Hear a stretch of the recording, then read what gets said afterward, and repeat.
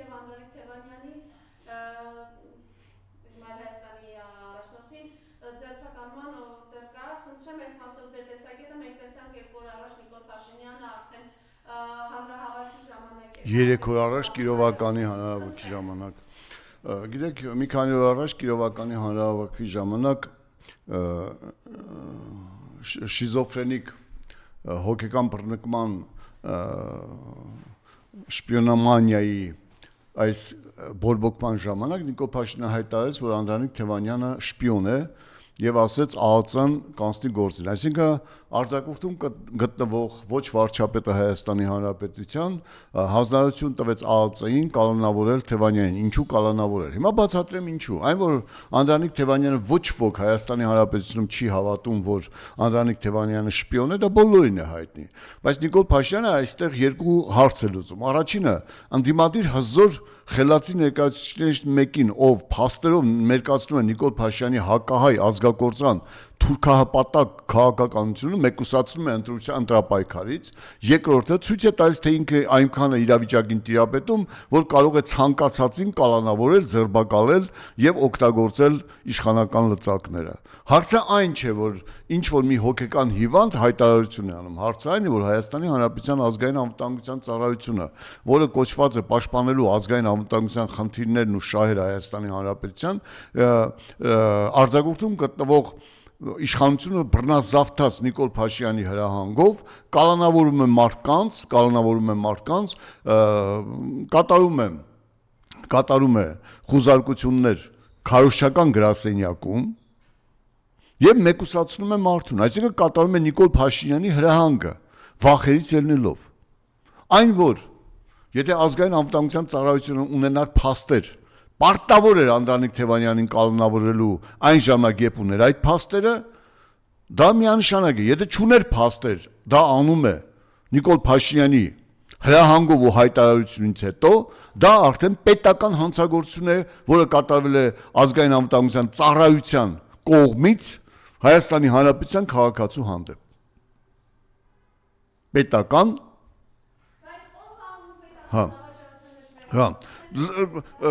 Սենք հենց այդտեղից, այսինքն Արցախը վաճառած, արցախցիներին տնահանած, Հայաստանի Հանրապետության ինքնիշխան տարածքները թուրքին հանձնած, բանակը ոչնչացրած, ազգային անվտանգությունը ոչնչացրած, 13,000 հայ սպանած մարդը այսօր հանդես է գալիս ազգային անվտանգության խնդիրների պաշտպանության գործում։ Նիկոլ Փաշինյանը ինքը հարյուրավոր մամուլի հրապարակումներ կան, որ ինքը օտարերկրյա գործակալ եւ սպասարկում է թուրք-ադրբեջանական շահերը։ ԱԱԾ դու ինչու չես գործում։ Կամ ինչու ես Նիկոլ Փաշինյանի հրահանգից հետո ինչ որ մի ստորակետի գտնել եւ ինչ որ մի ստորակետի պատճառով, որը ոչ մի կապ չունի օտարերկրյա գործակալության գործունեության հետ, մարդ ես կալանավորում։ Ինչը վախեցաք թափառող ուժից։ Վախեցաք։ Ոչինչ չունի ասելու ժողովրդին։ Բացի դավաճանությունից հանձնելուց ոչինչ չունի ասելու։ Եվ նա սկսում է մարդկանց վախեցնելու, մարդկանց շանտաժի ենթարկելու քաղաքականությունը։ Նիկոլ Փաշինյանը գիտի, որ կամ ինքը վերարտադրվելու է, կամ ինքը ոչնչացվելու է ընդհանրապես։ Եվ գիտի, որ իրենից հետո բացվելու են բոլոր հանցագործությունները, իր եւ ՔՊ-ի հանցագործությունները։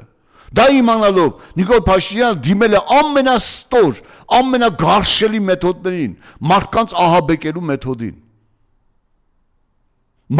ահաբեկելու մեթոդին։ Քանի հոգու են որպես կալանավորվել որպես դավաճան։ Մեկը արդարացվել է, նա որ Ադրբեջանի եւ Թուրքիայի շահից էր արտաքին գործերի նախարարության աշխատակիցը, քանի որ Ադրբեջանի եւ Թուրքիայի շահից է դավաճանել հայրենիքը, նա արդեն դավաճանություն չի, դա օրվա իշխանության քաղաքականությունն է, դրա համար ազատվեց դատարանով։ Մնացած բոլորը կալանավորվում են անհայտ ժամանակով, հետո անհայտ որոշումներով ազատ են արձակվում, երբ որ արդեն Նիկոլ Փաշինյանի իշխանության հանդեպ վտանգը չկա։ Ահա եւ վերջ։ Անդրանիկ Թևանյանը կդիմանա այդ բռնարարներին։ Բայց Հայաստանը էլ չի դիմանալու։ Նիկոլ Փաշինյանը Հայաստանի կարգավիճակը իջեցրել է զրոյական մակարդակի։ Զրոյական մակարդակի։ Ես ուզում եմ անդրադառնալ մի ուրիշ բանի։ Նիկոլ Փաշինյանը երեք ասում եմ պաշտոնապես հայտարարում են, որ ադրբեջանցիների վերաբնակեցման հարց չի քննարկում, նա չի ասում այդպիսի բան չկա, ուշադիր լսեք։ Նա ասում է չի քննարկում, այսինքն դա լուծված հարց է արդեն։ Ես ուզում եմ հիշեցնել, Նիկոլ Փաշինյանը պաշտոնապես հայտարարում էր, որ չկա, որ չի քննարկվում Ղարաբաղը Հայաստանը եւ վերջ հարցը։ Նա ասում է չի քննարկում Ղարաբաղը Ադրբեջանի կազմում լինել, պաշտոնապես չի քննարկում եւ Ղարաբաղը տվեց Ադրբեջանին։ Նա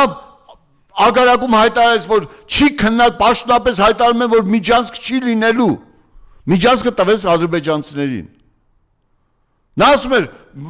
մեր բանակցությունների մեջ սահմանադրության հարց, փոփոխության հարց չի քննարկվում։ Այսօր սահմանադրության փոփոխության հարցը արդեն որոշված է։ Անկլավների հարց չի քննարկում, Նիկոլ Փաշինյանն է հայտարարել, պաշտոնապես հայտարարում եմ ազգային ժողովի ամբիոնից ասած, պաշտոնապես հայտարարում եմ անկլավների հարց չի քննարկվում։ Նա ասում է անկլավների հարցից չեն կարող խուսափել, քննարկում է։ Եվ որպեսզի իբր թե մարդկանց խապի, ասում է Արցվաշենի հարցն է քննարկում։ Տիգրանաշյանը տալուց հետո արարատցիներ, սուրենավանցիներ, որ ոգևորված մի բանի թխվածքա Հայաստանի քարտեզը Հայաստանը լափելու համար են թխվածքաբլիթի համար ձեռներդ մեկնում եք, դուք դառնալու եք ոչ անցողիկ ճանապարհի տերեր եւ այդ առևտուրը որ դուք անում եք ձեր դաշտեր եղածը վաճառում եք, էլ չեք վաճառելու, որովհետեւ այդտեղից չեն գնալու, թուրքն են նստած լինելու այնտեղ։ Թուրքը Տիգրանաշենի ճանապարհը փակվելու է դեպի Վայոց Ձոր, Սյունիք, այդ ճանապարհը փակվելու է։ Ղափան, Գորիս այդ ճանապարհը փակվելու է, ստրատեգիական ճանապարհը Նիկոլը որոշել է եւ արդեն տվել է Թուրքին։ Բա դու Նիկոլ ասում ես պաշտոնապես հայտարարում են, որ անկլավների հարց չկա։ Բա ասում ես 5-րդ շարասյունը հայտարարում է, որ ես գյուղեր եմ հանձնելու, անկլավներ եմ հանձնելու, այդպիսի բան չկա։ Հիմա էլ գիտեք ինչ կա, Ադրբեջանը, արևմտյան Ադրբեջանի տերմինը օրակարգ է մտցրել Նիկոլ Փաշինյանը։ Երբ ասավ, եթե մենք Ղարաբաղ ենք ուզում, իրենք էլ արևմտյան Ադրբեջանն ուզում, եւ դա մտցրեց օրակարգ Նիկոլ Փաշինյանը։ Թուրքերի հրահանգով։ Հիմա ասում է այդպիսի հարց չի քննարկում, պաշտոնապես չի քննարկում, որովհետև արդեն վճռված հարց է, որովհետև Ալիևն ասել է վճռված է, մենք վերադառնում ենք արևմտյան Ադրբեջան, մեր պատմական հայրենիք։ Եվ ահա թե ինչու Նիկոլ Փաշինյանն ասում է երբեք Հայաստանը 90% հայ չի ապել, ստում ես տականք։ Մինչև 1639 թվականը Հայաստանի հայկական բարձրավանդակում մեծ եւ փոքր հայքերում ազգաբնակության 93% եղել են հայեր։ 1045 թվականից մինչև 1170 թվականը Հայաստանի տարածքում եղել են 3 թագավորություններ։ Տաշիր, Ձորագետի, Սյունիքի եւ Կյուրեղյան թագավորությունները։ Ինչու է ստում մարդկանց։ Դրանք պետականություններ են եղել։ Պետականություններ, թագավորություններ։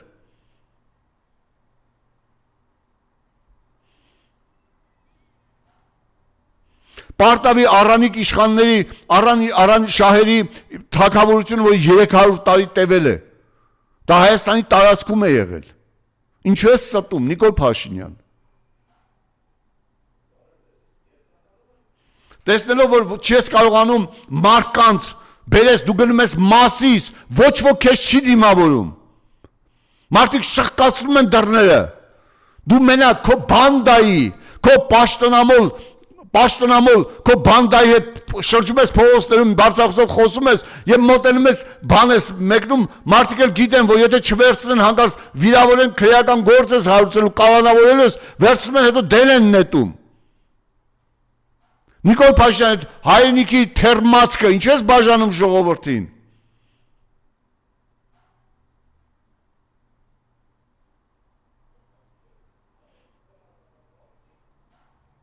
Եվ քաղաքացին ասում են Կիլիկյան իմն է, Վանն ինն է, ասում են կնգատ երեխուդ վերցու գնա Կիլիկիա ապրի։ Ահա այդ տականքների հոգեբանությունը։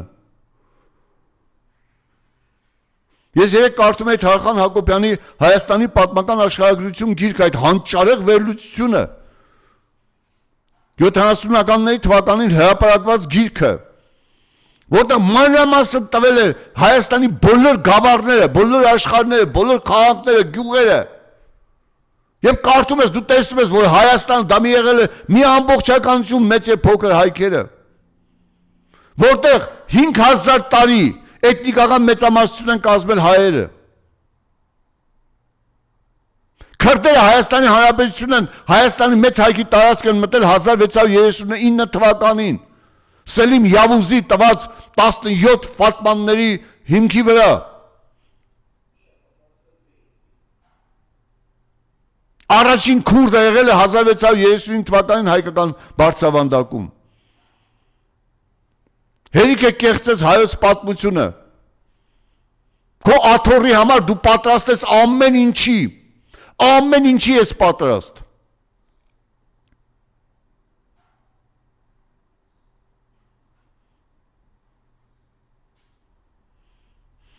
Հետաքրքիր ինչ ես անելու, երբ որ չընտրվեցիր, ախր այդ նույն քրեական գործերը արդեն կոնկրետ փաստերով, առարկայական կատարված դավաճանություններով դրվելու է ձեր թիմի առաջ։ Դրա համար արդեն ընկել եք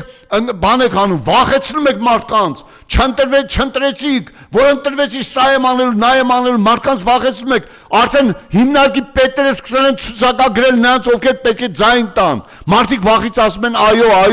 որովհետև վախենում են։ Ձեր Հայաստանի Հանրապետությունում ընդամենը 65,000 ենթակա աշխատող ունես դու։ 65,000, ավել չեն։ Եթե բոլոր գյուղացիները անհայրենիք, անմիտ գյուղացիները քեզ ձայն տանի, դեպ դրանք 100,000 ձայնել չես կարողանալու հավաքել։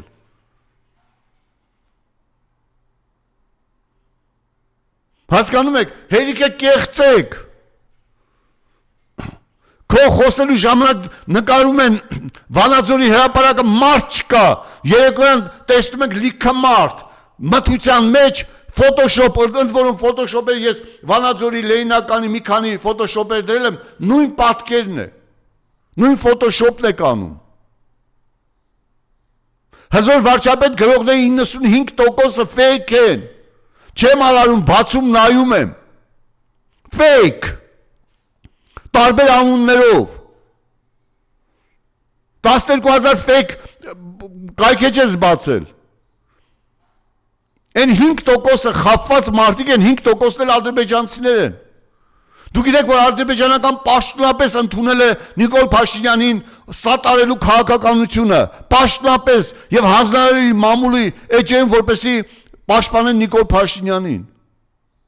Հայկական անուն-ազգանուններով, հայկական նկարներով, ընդ որում ես գնացել եմ Վանաձոր, Վանաձորցի կնոջ նկարով իր անուն-ազգանունով fake է բացված։ Այդ կինը չգիտել, որ ինքը օգտատոր է Facebook-ում եւ այդ fake-ը իրենն է։ Բայց տեսեք ինչեր է գրում Նիկոլ Փաշինյանի ընդդիմադիրների հասցեին այդ fake-ը։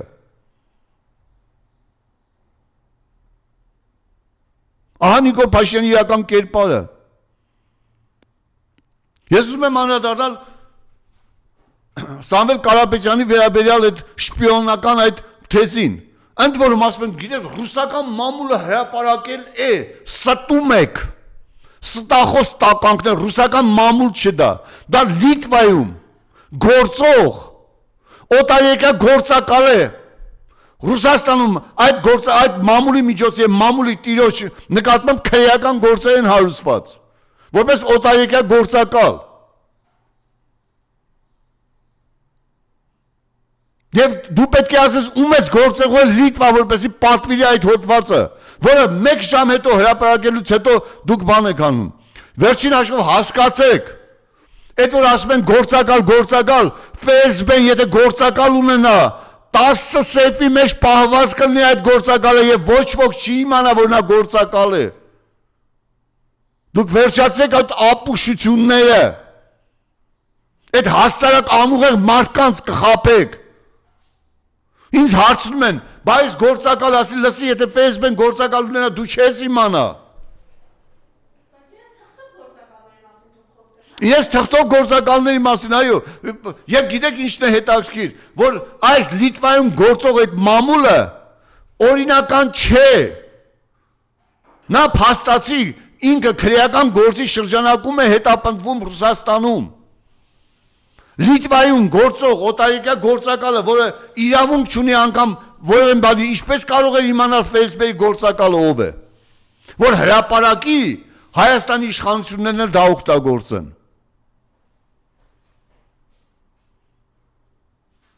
Հասկանում եք դա ինչ է կանում։ Ես ուզում եմ պարզապես հարց տալ այն քննիչին, ով Թևանյանի աչքերի մեջ պետք է նայի եւ հարցնի ինքը գործակալ է թե չէ։ Ինչ փաստեր պետք է բերի։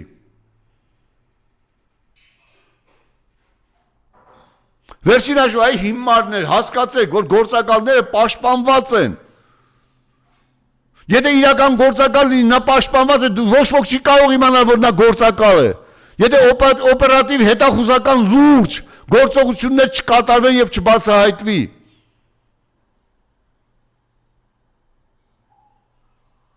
Եթե օպերատիվ հետախուզական լուրջ գործողություններ կատարված լինեին,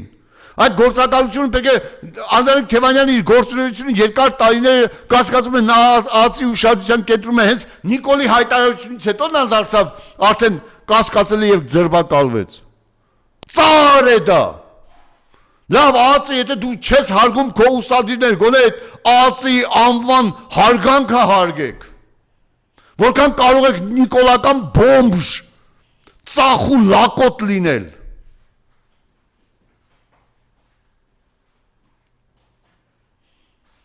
Եվ արդեն չի էլ թաքցնում ոչինչ։ Եթե մինչև այդ Ռիշչեյան մասը, որ վերադարձի հարց չկա, իմ ասում է Ղարաբաղյան շարժում, ես Ղարաբաղյան շարժման տերն եմ մինչև կյանքիս վերջ, քեզ հետ էլ խնդիր ունեմ, Նիկոլ տականք։ Արցախը Հայաստանը եղել մինչև քո նման ոչնչության իշխանության գալը, հազարավոր տարիներ։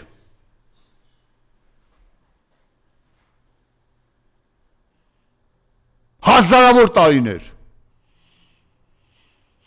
300 տարի հայ արյուն թափեց Արցախը պահեց, քո նման ոչնչություն այն տվեց Թուրքին։ Եթե մի հատ էլ իշխանություն նվաճես, միևնույն է, դու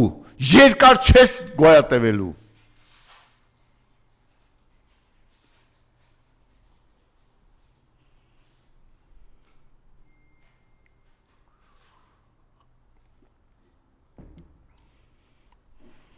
Եվ ամենասարսափելին այն է, որ դպրոցի ուսուցիչները, այն ուսուցիչները, որոնց Նիկոլ Փաշինյանը անգրագետ եւ ոչ արժանի համարեց լավ ապրելու համար, որոնց աշխատավարձը ոչ մի անգամ չբարձրացրեց նրանց համարելով ավելորդություն, 36,000 ուսուցիչից այսօր Հայաստանի Հանրապետությունում կա 28,000 ուսուցիչ, կրճատեց նրանց 231 դպրոց կրճատեց, փակեց, եւ այդ ուսուցիչները երեխաներին հավաքում են, տանում են Նիկոլ դիմավորելու համար։ Եվ ընդ որում երեխաներին էլ սովորեցնում են, որ գնան Նիկոլի հետ նկարվեն, քաղցր-մեղցր բառեր ասեն անմեղ երեխաները։ Երեխաներն էլ չեն հասկանում Արցախի կորուստը, չեն հասկանում դպրոց փակելը, չեն հասկանում, որ թուրքը պետք է գա իրենց վիզը կտրի մի օր։ Դրանք չեն հասկանում դեռ։ Ուսուցիչներ, միթե դուք արժանի եք դրան։ Միթե դուք արժանի եք նրան, որ Նիկոլը ձեզ հետ վարվել է, որ այսօր Նիկոլ եք պաշտպանում։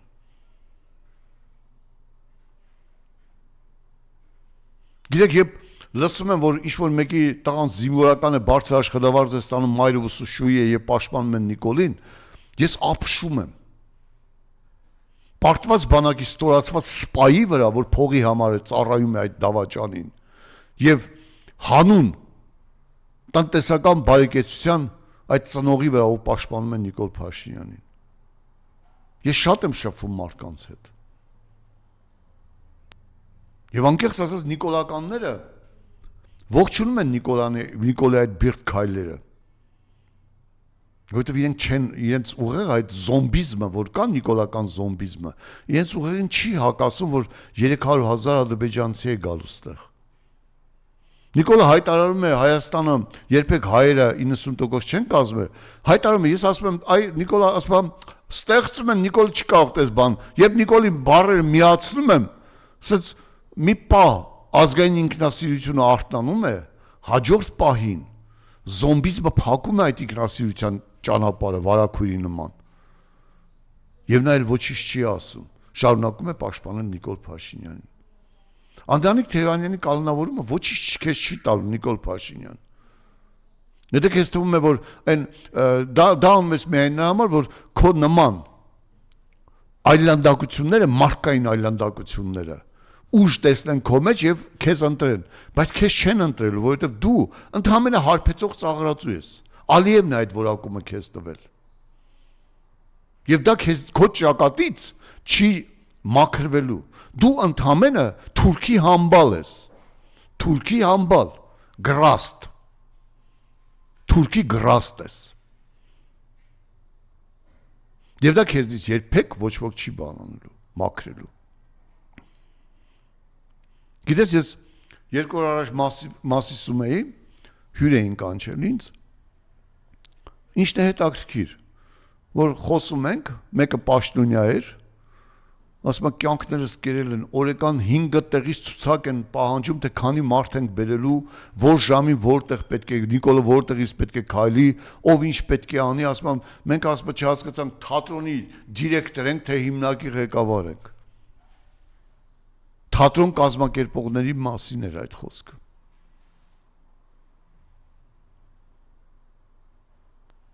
Թատրոն կազմակերպողների մասին էր այդ խոսքը։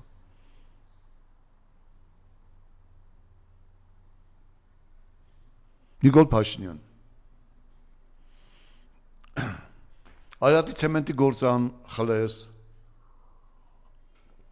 հեծ խլես, մարդկանց խափես,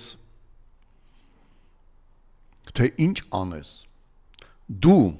Հայաստանի պետական պարտքը ավելացրել ես 9 միլիարդ դոլարով, 9 միլիարդ դոլարով, 6 միլիարդից հասցրել ես 15 միլիարդի, դու թալանել ես այս երկիրը, այս երկիրի պետական բյուջեի դեֆիցիտը եղել է 150 միլիարդ, դու դարձել ես 600 միլիարդ, քո ընտանիքը ամենամեծ թալանչին է, աշխարհում չկա այդպես կոռումպացված իշխանություն, ինչպիսին ձերն է, բոլոր քպայականները միլիարդատեր, միլիոնատերեր են դարձել, եւ 2-0 իրենց ուշադրությունից շեղվում է, հասկանում եք, եւ բացահայտվում է, թե ինչ միլիարդներ ունեն, ասում են 2-0 ավել ենք գրել, հետո չի փոխվում դեկլարացիայում, պարզապես մամուլի համար ասում են ավել են գրել, հետո մի հատ կեղծ ցույց են թուղթ են ներկայացնում, իբր թե փոխված է, բայց իրականում, քանի որ իրենք գիտեն, որ չի կարելի փոխել դեկլարացիան, չեն փոխում։ Ահա դու ով ես։ Դու Արցախ ես դավաճանաբար վաճառել Թուրքին։ Այդ որ մամուլի հրապարակումները այդքան կարևոր են ձեզ համար։ Հրապարակվեց, որ 5 միլիարդով դու Արցախը վաճառել ես, ինչու ԱԱՑ-ին հետաքննություն չարեցիր։ Այդ որ մամուլի հրապարակումները այդքան կարևոր են քեզ համար, հրապարակվեց կոմերսանտը, որ 1.9 միլիարդ եվրոյի կինդ ուզում է արժեթղթեր ձեռք բերի, ինչու ԱԱՑ-ն չհետաքրքրվեց եւ քրեական գործ չհարուցվեց։ Եթե մամուլի հրապարակումները կեղծ, գիտես ինչ կա, Լիտվայում փողով հրապարակած օտարերկրյա գործակալի սեփական երկրում օտարերկրյա գործակալ հռչակվածի հրապարակածի օգտագործումը անբարոյականությունից ավելի ցած է, դա դուք եք պատվիրել։ Արդեն հասկանալի է, չէ՞ որ Լիտվայում արդեն այդ գործակալը ոչինչ է։ Նա փողով պետք է հակառուսական բաներ կարոզի։ Եթե դուք դա արել եք, դրա պատասխան դուք տալու եք։ Ես ասում եմ, Le Monde-ը գրել է, որ դու 8 միլիարդանոց պալատ ունես։ Քրեական գործ հարուցիր։ Ես որպես Հայաստանի Հանրապետության քաղաքացի մամուլի մասին օրենքով իրավունք ունեմ օգտագործելու Le Monde-ում հրապարակված այդ նյութը։ Քրեական գործ հարուցի, կասեցի, օգտագործվի եւ ասա, այդպես է։ Ինչու՞ չես անում։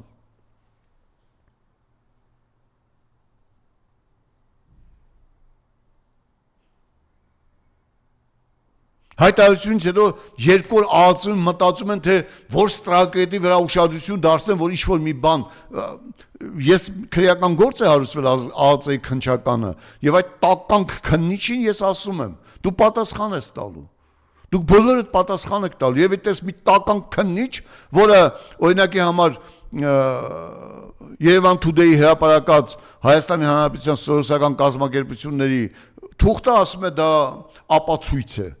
որ սահմանադրական կարգի տապալման կոչ է։ Հասկանում եք, հրապարակված թուղթ է։ Եվ նա իմ ձեռքի տակ լինել, դա ապացույց է, որ սահմանադրական տապալման կոչի նախապատրաստություն եմ տեսել։ Ահա ԱԱԾ-ի քննիչի մակարդակը։ Մարդիկ դա, բայց հասարակ քաղաքացին դեռ ԱԱԾ-ն համարում է լուրջ կառույց։ Այն Գորիսեցին հանճարեղ ճիշտ է ասել Տաթևի խաչմերուկում, ԱԱԾ Ադրբեջանի ազգի ծառաներ։ Նրանք չգիտեն, որ ԱԱԾ-ն արդեն Ադրբեջանի ազգի ծառաներն են։ Դա Հայաստանի անվտանգության հետ ոչ մի կապ չունեցող կառույց է։ Այլևս ոչ մի կապ չունի։ Այլևս ոչ մի կապ չունի։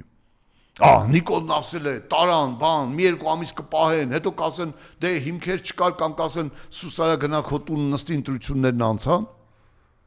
Պատասխան եք տալու։ Պատասխան եք տալու բոլորդ։ Թե Նիկոլը արդեն մարդկանց նախապատրաստում է, որ եթե չընտրվի տերորով, կեղծ թվերով, կեղծ հայտարարություններով անցնելու է իշխանության եւ մարդկանց ճնշի, մարտի 1-ին այրուն թափեցին Նիկոլ, կրակելու հրամանը դու տվեցին Նիկոլ։ Մարտի 1 չէր լինի, եթե Ֆրանսիայի հրապարակը ազատել եւ մարդիկ գնային մանումետի մոտ դու թույլ չես տվել։ Կադրերը կան, ուղիղ կադրերը, որ արդեն պայմանավորված բոլորը պետք է գնային, դու եկար թույլ չտվեցիր եւ բախում ու զոհեր եղան։ Բոլորը գիտեն, որ դու ես կրակել։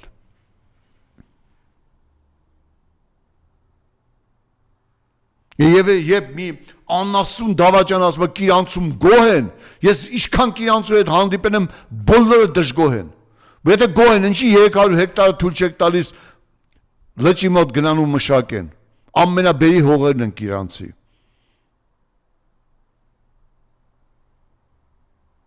Եթե գոհ են այդ տականքներ, դպրոցում ինչ եք ռմբապաստարան կառուցել, եթե այդքան խաղաղ է լինելու ամեն ինչ։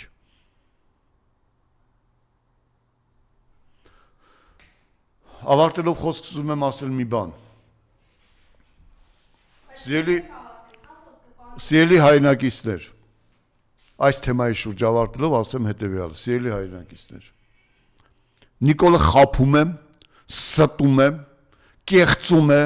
սպառնում է, որովհետև ինքը ունի խնդիր վերարտադրվելու։ Եթե ինքը չվերարտադրվեց, իր տերերը ումից փող է վերցել Արցախը վաճառել է, դեռ Հայաստանի համար վերցած փողը դեռ չի սպասարկել Թուրքին, նա պատասխան է տալու Թուրքին։ Իսկ թուրքը հայի նման մեծահոգի չէ, թուրքը մորթում է ցեղով, ազգով է մորթում, ժողովրդով է մորթում։ Նիկոլը ամեն ինչ անում է, դուք մի գնացեք նիկոլական շիզոֆրենիայի համար կործանման ժողովուրդ, ոտքի կանգնեք, փրկեք, ինքներդ ձեզ։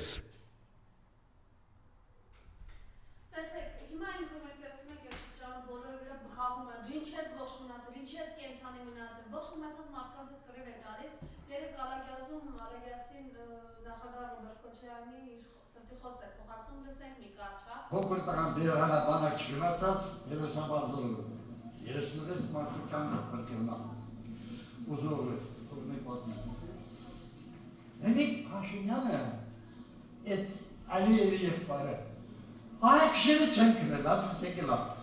18 տարեկան երեխան կորցրել է։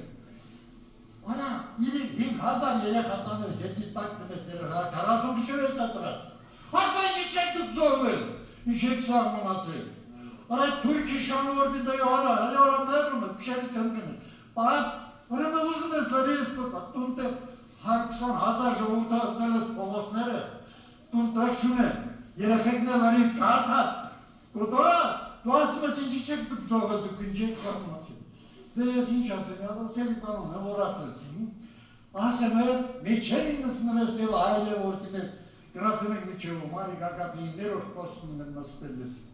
Հաղթանակ գրել,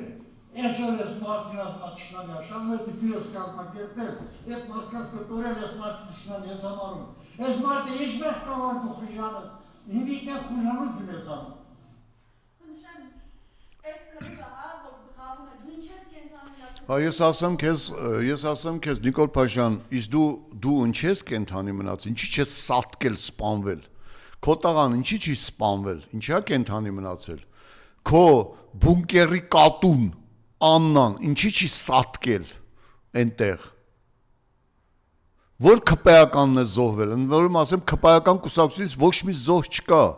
Երբ ինչ որ մի տականք կանգնում ասում են դաշնակցականները չեն կռվել, ես ասում եմ ցորում, հենց առաջին օրը, կռվի առաջին օրը ես ցորում եմ եղել, այնտեղ եղել է մեր կողքին, մեր նույն զորանոցում քնել է դաշնակցական գումարտակը, որը գնաց մատաղից եւ որը տասնյակ զոհեր տվեց։ Սուրեն Պապիկյան, քո ցեղից քանի հոգի է կռվել։ Իմ ցեղից 6 հոգի կռվել է 44 օրյա պատերազմում։ Հովանիսյան ազգանուն կրող 6 հոգի կռվել է, երկուսն էլ վիրավորվել են։ Քո ցեղից քանիսն են կռվել։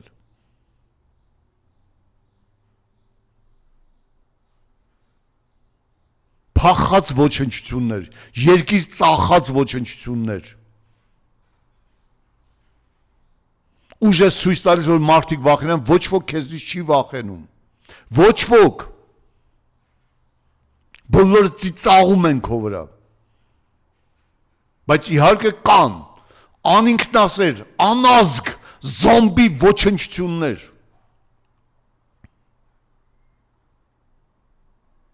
Մեկը գրել է, Հովանեսյան, ինչու ես դու 20,000 փող վերցնողին պոռնիկ անվանում։ Այո, ես ասում եմ պոռնիկ է նա, ով 20,000 կվերցնի ու կգնա ընտրության։ Պոռնիկ է նա, ով որևէ մեկից, անկախ նրանից թե ում կողմնակից է, Քոչարյանական է,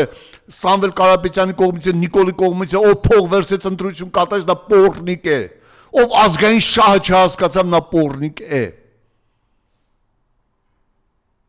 Պետք է ընտրենք ազգային խնդիրը լուծելու համար։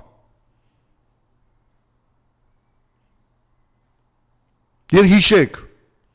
Նիկոլը մի օր ասեց, եթե ես դավաճան եմ, դավաճանը ժողովուրդը ով ինձ է ընտրել։ Հետո ասելու է, ընտրել եք, անում եմ սա։ Քաղաքական որոշում եմ կայացել, անել սա։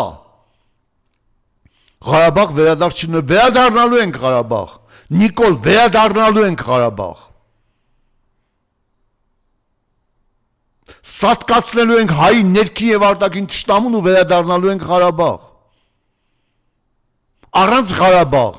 մենք գոյություն չենք ունենալու։ Մեկ սերունդ հետո մենք չենք լինելու, հայը չի լինելու։ Մեկ սերունդ հետո։ Նիկոլ, որ հայտարարում ես, ասում ես չկա, չի քննարկում։ Ադրբեջանում արդեն ստեղծվում է Արևմտյան Ադրբեջանի գվարդիան ոստիկանական։ 10,000 անդամ ունի արդեն, որոնք աշխատավարձ են ստանում։ Համագումար են անում Հայաստան վերադառնալու համար։ Օրդուբադում է լինելու այդ համագումարը Նախճիվանում։ Իշխանության բարձր հովանու ներքո։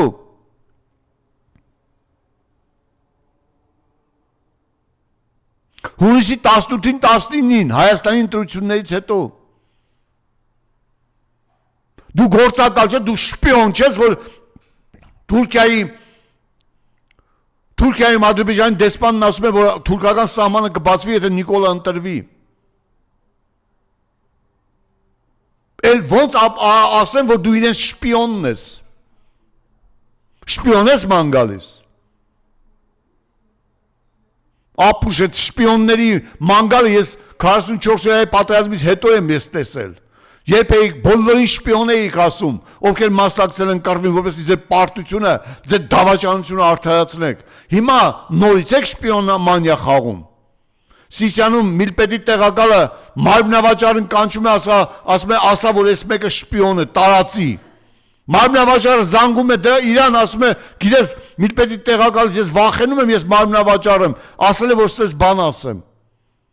տարածեմ։ Հասկանում եք։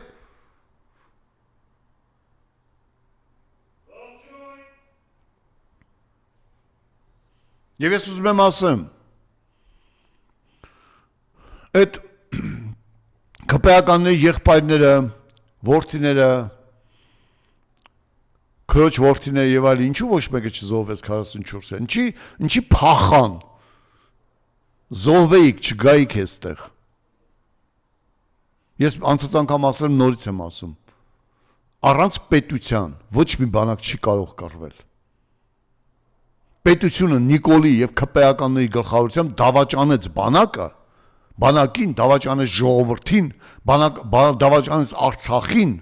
եւ դա արվեց մեկ մարդու Նիկոլ Փաշինյանի հրամանով։ Իսկ մնացած ովքեր կատարեցին Նիկոլ Փաշինյանի հրամանը, հանուն լափի, տրուսիկ չունեցողները, պորնոֆիլմերում նկարողները հանկարծ կշտացել էին եւ նրանք ամեն ինչ արեցին, որպեսզի չվերադառնան իրենց նախկին մասնագիտությանը եւ ազգը կործանեցին եւ շարունակում են կործանել։ Ես ժողովրդին ուզում եմ ասեմ, չհավատակ, Անդրանիկ Թևանյան երբեք դավաճան չի եղել, չի լինի։ Նա լուսավոր տղա է, ազգին նվիրված տղա է։ Նիկոլականներն են դավաճան։ Այ կենտրոնացեք իրենց դավաճանությունների վրա։ Եվ վերջում Այո, ես վերջում ես ուզում եմ մեծարանքի եւ հիշատակի խոսք ասել Հայաստանի հայ ժողովրդի պատմության ընթացքում իր ուրույն ձեռագիրն ու անունը թողած գեներալ լեյտենանտ Գարեգին Աշոտի Գաբրիելյանի հիշատակին։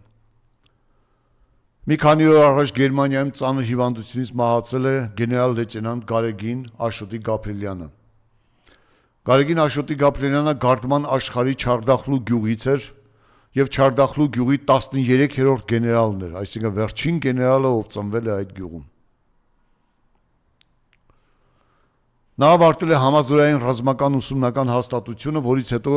որպես օրինակելի լավագույն կուրսանտ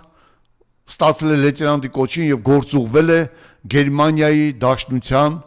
Սոխորթային զինված խմբավորման կազմում ծառայելու։ Ես կարդացել եմ, լինելով իր տեղակալ, ես կարդացել եմ Վարշավայի պայմանագրի կենտրոնական ռազմական մամուլում հրապարակված նյութը, որտեղ Գարեգին Գաբրիելյանին որակում են որպես փայլուն զինվորական։ Այդ որակումը սովետական մամուլը չէր տալիս ոչ մեկին։ Գարեգին Գաբրիելյանը հիշատակվել է որպես փայլուն զինվորական, ով լավագույն ծառայությունների համար պարգևատրվել է մարտական ծառայության մեդալով Գերմանիայում։ Ավագ լեյտենանտ Գարեգին Գաբրիելյանը։ Այնուհետև, երբ լրացել է Գերմանիայում ծառայության ժամկետը, Գարեգին Գաբրիելյանը նշանակվել է Հայաստանի Հանրապետության զինվորական կոմիսարիատում։ Իսկ Ղարաբաղյան շարժումը միացում շարժման սկզբից նշանակվել է Վազգեն Սարգսյանի կողմից նշանակվել է Վարդենիսի զինվորական պարետ եւ զինկոմ։ Այդ ծանր օրերին Գարեգին Գաբրիելյանը կարողացել է անառիկ պահել Վարդենիսի սահմանները, այն սահմանները, որ դավաճան Նիկոլը նվիրեց Թուրքին։ Եվ ոչ միայն անառիկ է պահել, այլ ինչպես նշում էր Վազգեն Սարգսյանը, Վարդենիսը այնտեղն է, որտեղ մենք երբեք խնդիրներ չենք ունեցել պաշտպանական, որտեղ այնտեղ եղել է Գարեգին Գաբրիելյանը։ Մարտական գործողությունների Քյալբաջարի ազատագրման ժամանակ Գարեգին Գաբրիելյանը վիրավորվել է եւ բուժումից հետո նա նշանակվել է Հայաստանի Հանրապետության նորաստեղծ ներքին զորքերի զորամասի հրամանատար։ Նոր է ստեղծում ներքին զորքերը եւ պետք է փորձառու, կոռեկտ, սպա, որը կարողանար ստեղծել զորամաս, Այդպիսի փորձառություն այն ժամանակ Հայաստանի Հանրապետությունում շատ քիչ քչերն ունեին։ Եվ Սերժ Սարգսյանի որոշմամբ այդ մեծ պատիվը եւ այդ մեծ տքնաջան աշխատանքը տրվում է Գարեգին Գաբրելյանին։ Ստեղծվում է չափանիշներով լավագույն ներքին զորքերի զորամասը, որը դառնում է հենարան Հայաստանի Հանրապետության նորաստեղծ ոստիկանության եւ ոստիկանության զորքերի համար։ Այնուհետև երբ խնդիրները առաջացան Հայաստանի Հանրապետության ամենամեծ ուսումնամասնագիտական բրիգադում, Գարեգին Գաբրելյանը նշանակվում է հոկտեմբերյանի ուսումնական բրիգադի հրամանատար։ Եվ նա կարճ ժամանակամիջոցում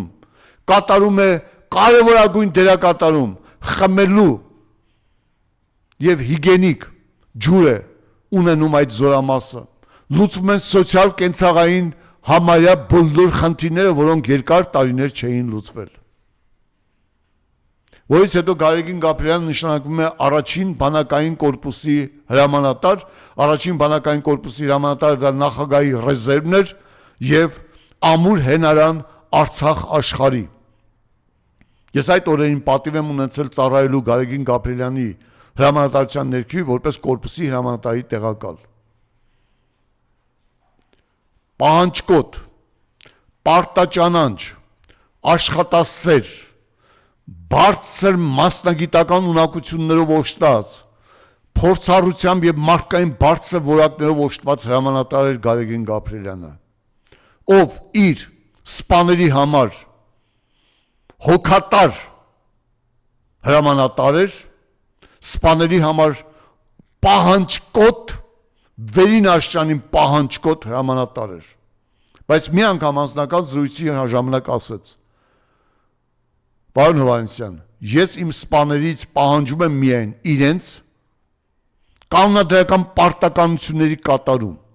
Եթե նրանք դարձել են փոխգնդապետ, մայոր գնդապետ, ուրեմն նրանք իրենցից ներկայացում են այն ուժը,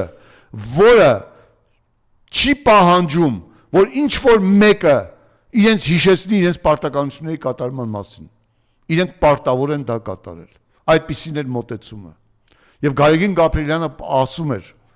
ցանկացած անձնական հարցով, ցանկացած ժամին կարող եք մտնել իմ աշխատասենյակ։ Ծառայական հարցերով երբեք, միայն իմ կանչից հետո, ծառայական հարցերով դուք գնացեք ձեր պարտականությունները կատարեք։ Ահա նրա մոտեցումը որպես հրամանատար։ Մենք սովորում ենք Գարեգին Գաբրելյանից ինչպես ծառայել, ինչպեսի սպա լինել, ինչպես հետևել արտաքինին,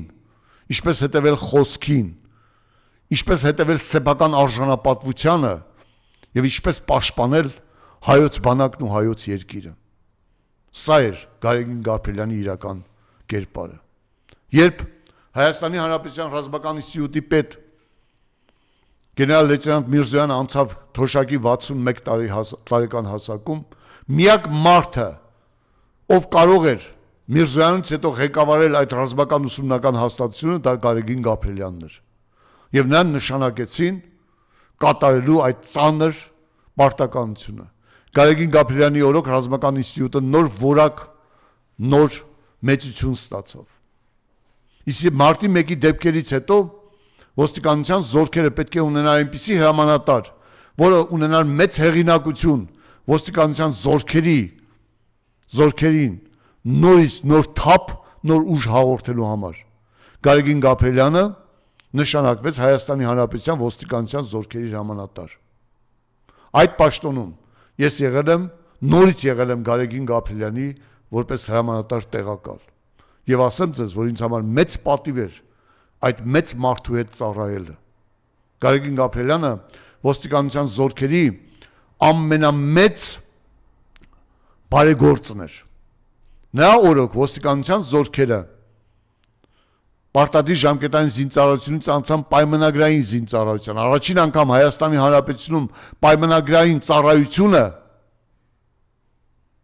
իրականացրել է Գարեգին Գաբրելյանը, իրականացրել է փայլուն, կադրային ամենաճիշտ ընտրություններով